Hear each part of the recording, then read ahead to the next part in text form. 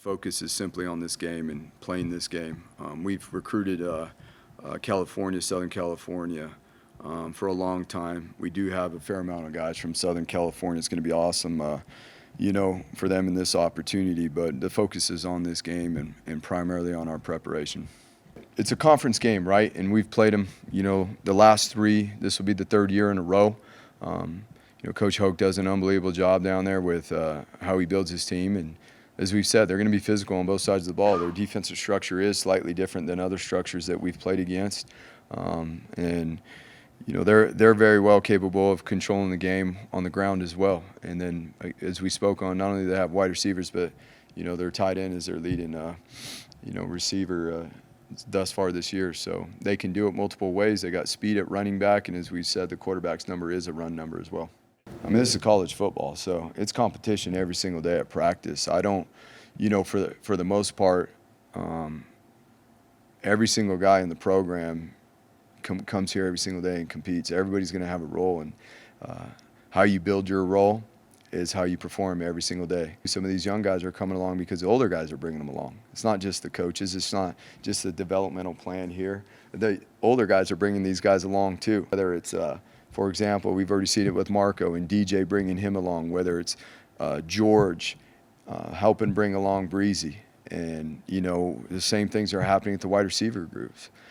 That's what's been special here in terms of the older guys always taking care of the younger guys and truly working to help be an additional coach for them and showing them what it looks like. At least on the field, game kind of adversity, how has he balanced that from, a couple of fumbles, I guess?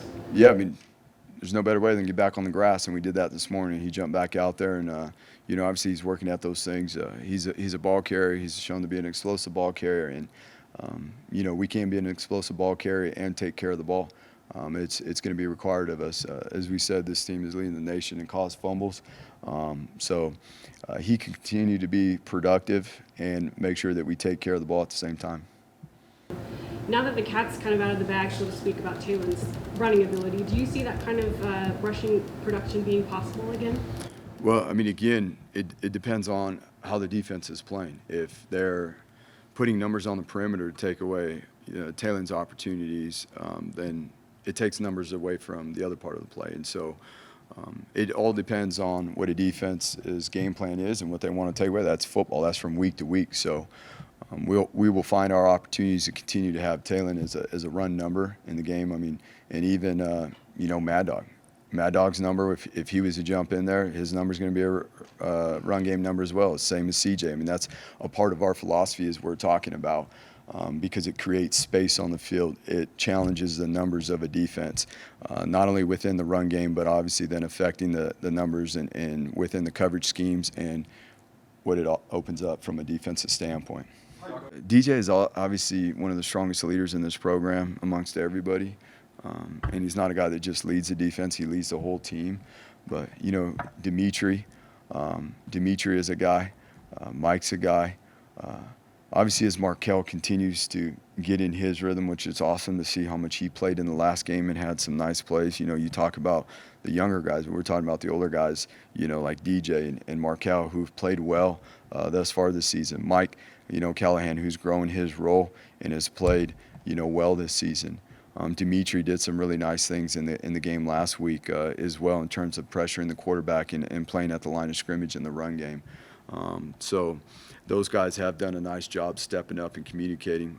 Alex Tubner is always a leader for us, and so, yeah, I mean, DJ is not going to go silent either, even though he's not out there. It's part of his nature to be in and around and even have an impact, even though he's not between the paint.